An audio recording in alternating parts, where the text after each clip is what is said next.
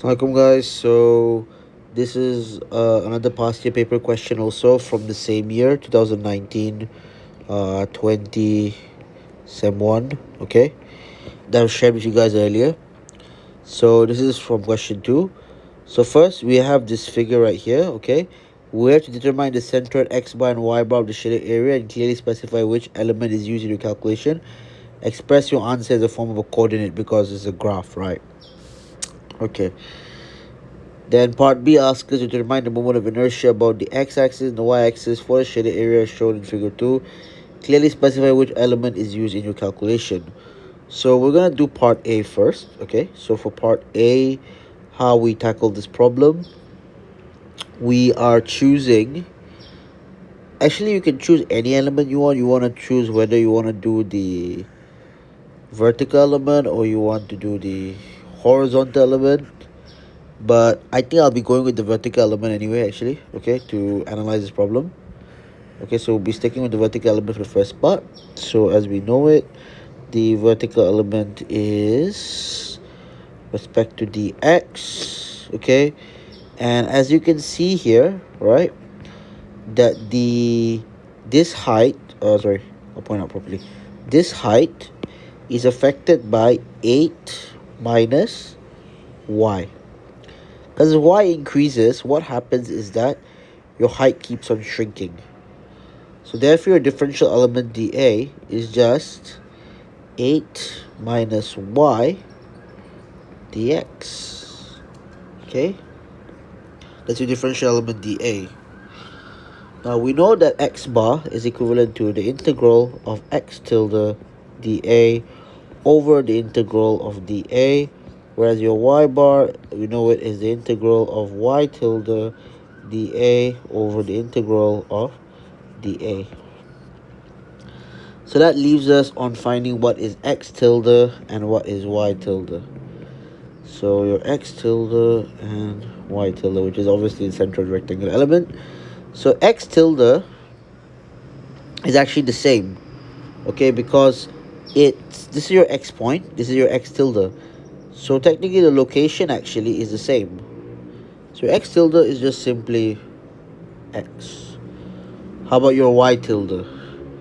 So y tilde is just 8 and y.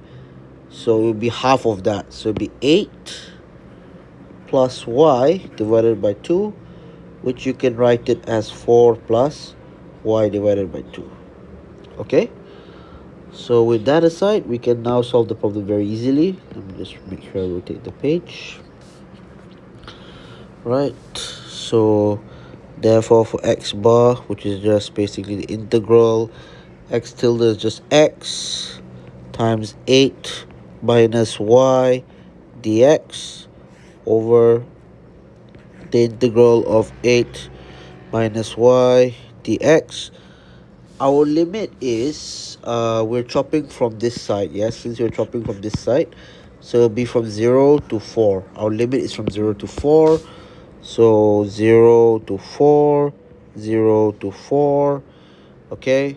And we also know that our equation for y is x times 8 minus y is given already 1 over 8x cubed.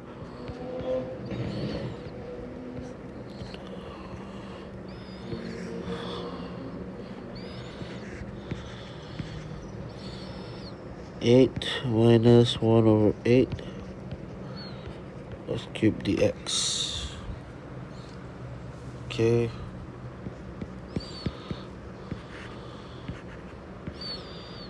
Eight x minus 1 over 8 x to the power of 4 dx.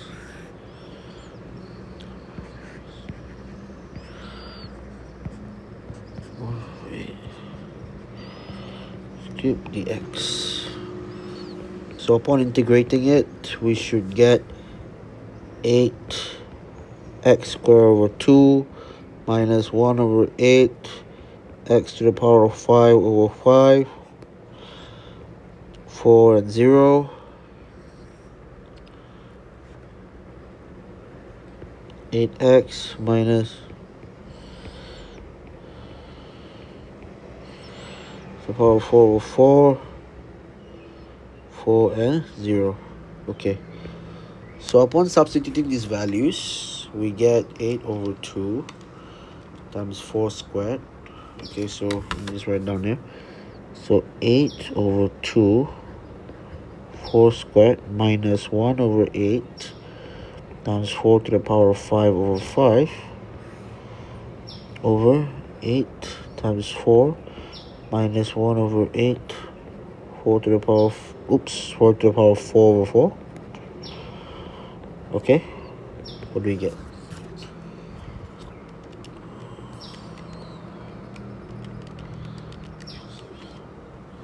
(192 over 5). Okay,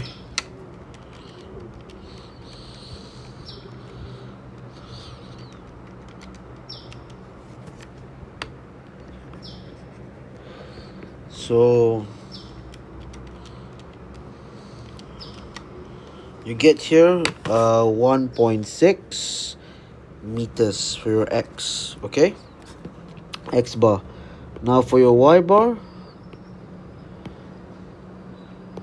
okay, your y bar is integral of y tilde over dA and dA. So y tilde, as we know it, I believe it was 4 plus y over 2. So 4 plus y over 2 times dA was 8 minus y. Okay, dx over the integral of 8 minus y dx. So don't forget to simplify first before you integrate. It'll make your life a lot easier. So you just try to, expand the brackets, right?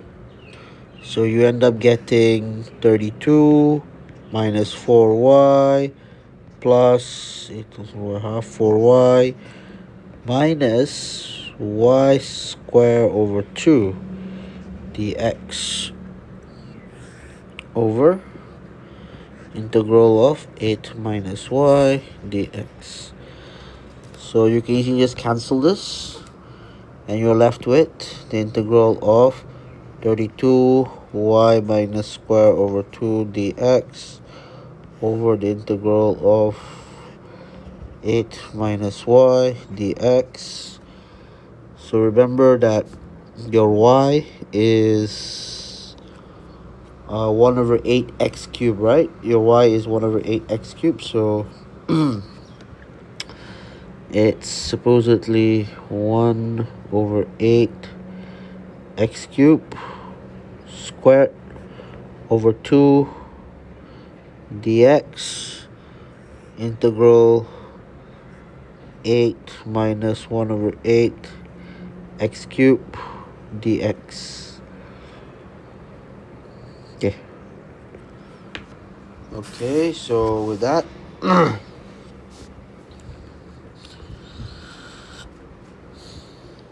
what else? Okay, so try to simplify the problem first. It'll be easy to integrate. So just half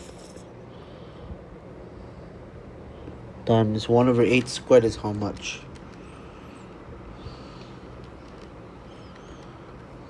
One over 64 times x 3 to the power of 2 x to the power of 6 dx.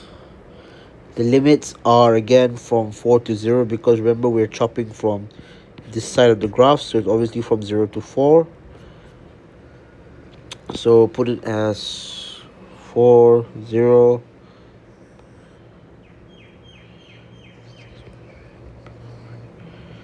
8 minus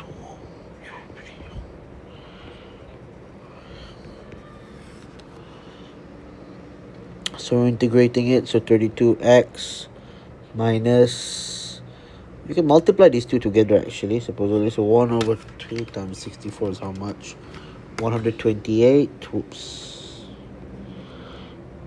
X to the power of 7 over 7 respect to 4 and 0, and it's just 8x minus 1 over 8 x to the power of 4 over 4 4 and 0. So 32 times 4 minus 128, 4 to the power of 7 over 7. Okay, 8 times 4 minus 1 over 8 times 4 to the power of 4 over 4. And final answer should be 32, 4 minus 1 over 128. Oops, 128. 4 to the power of 7 over 7. And 8 times 4 minus 1 over 8. 4 to the power of 4 over 4. You get 32 over 7 meters. Okay, so if you write the coordinates, I think this is some mistake here. Let me just erase this unwanted thing. Okay. So therefore, your coordinates actually, your x bar and y bar, can be written as 1.6. Okay, you can also write 8 over 5, doesn't matter, and 32 over 7. Okay, so this is your answer actually for the first part of the question. Now we come to the second part of the question actually, alright? The second part of the question, which asks us to use the moment of inertia for the x and y axis for the shaded area shown in figure 2. Clearly specify which elements used in the calculation. So for part B, if we're integrating for ix, okay, which is just basically the integral of y squared dA, we have to remember the element that we should be using is the horizontal element, where we're slicing in respect to dy. And if we're integrating in terms of iy, we have to remember it's just basically the vertical element that we have to be using, okay, which is respect to dx. For this case, our examples, I think, pretty straightforward. We can actually use both horizontal and vertical elements. Actually, let me just copy this bit so it'll be easier. Okay, just for reference, I'm just going to paste it here, make it a bit smaller. Okay, right, hopefully it's visible to everyone. Okay, so when we're trying to analyze IY, we can use the vertical element that we're using earlier to solve the problem. And when we're trying to analyze IX, we can just use the horizontal element. And it's quite easy to rearrange the equation. I think you can rearrange the equation into 8y over x cubed and smaller eraser, right? So then we can rearrange it to x equals to, if you cube root 8, you're supposed to get 2. So 2y to the power of 1 over 3. Okay, so this equation was pretty easy to rearrange it. So in case you're using the horizontal element later on, it'll be much easier to rearrange it. Okay, so first I think we're gonna deal with finding iy first. Okay, let me just rotate this page. Okay, so iy, we know it is just y squared dA, integral of y squared dA, where we're dealing with vertical element. So vertical element, already we know this is dx, and we already know that from the previous case is just 8 minus y, right? So we already know that this is 8 minus y. So your dA is 8 minus y dx. Okay, so therefore your iy is pretty straightforward. Your iy should be the integral of y squared times 8 minus y dx. And we know that y is just 1 over 8 x cubed.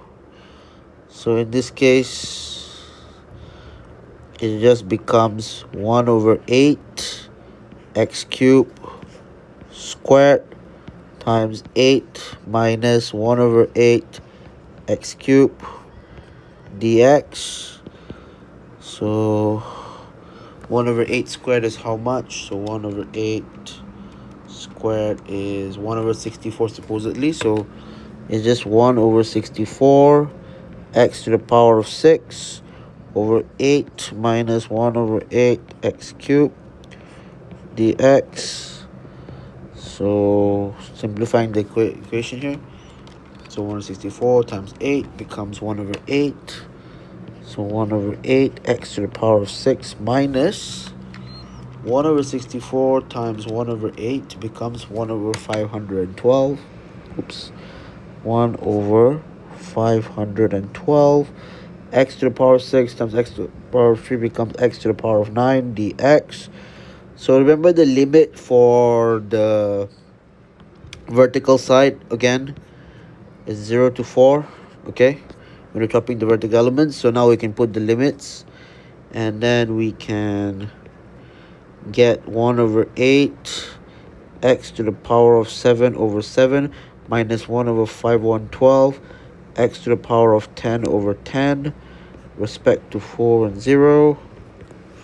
So becomes 1 over 8 times 4 to the power of 7 over 7 minus 1 over 512 times 4 to the power of 10 over 10. So how much is this going to be?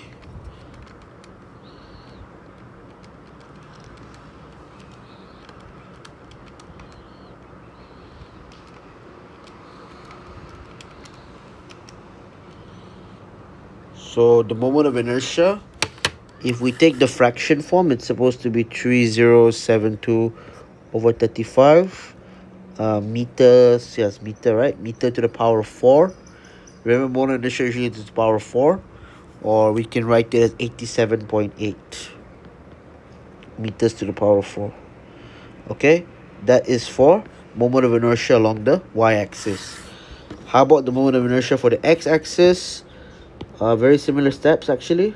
Alright, I'll rotate it.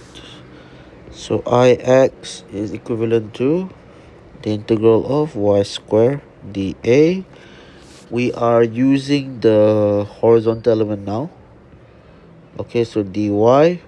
How about the length? So you can see that for this case, when using the horizontal element, the length actually tends to increase along the x. So as the x starts to increase, the length also increases along the x. The length actually follows the x direction until it reaches the maximum x when x is 4, right? Then it becomes the longest at this point.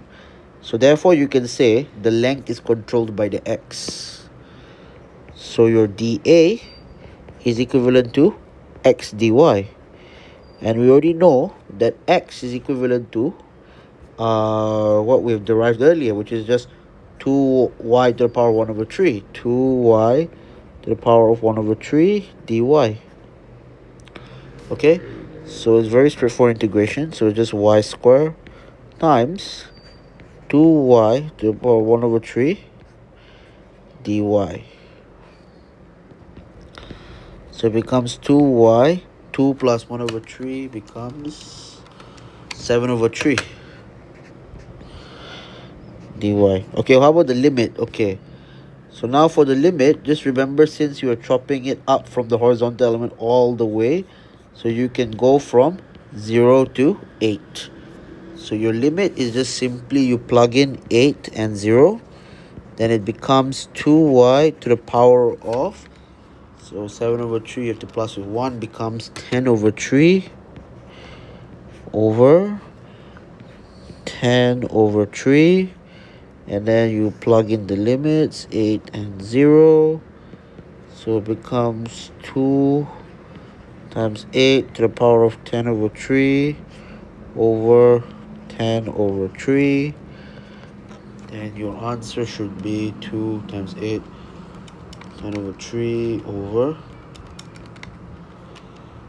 Okay, so in fraction form, you'll get 3072 over 5 meters to the power of 4. But in decimal, you should get 614.4 meters to the power of 4. Okay, so if I make it to 3 significant figures, it should be just 614 basically meters to the power of 4. Okay, so this is a very relatively straightforward problem actually. And I think, if I'm not mistaken, each part cost about 6 marks, okay, for part A and part B.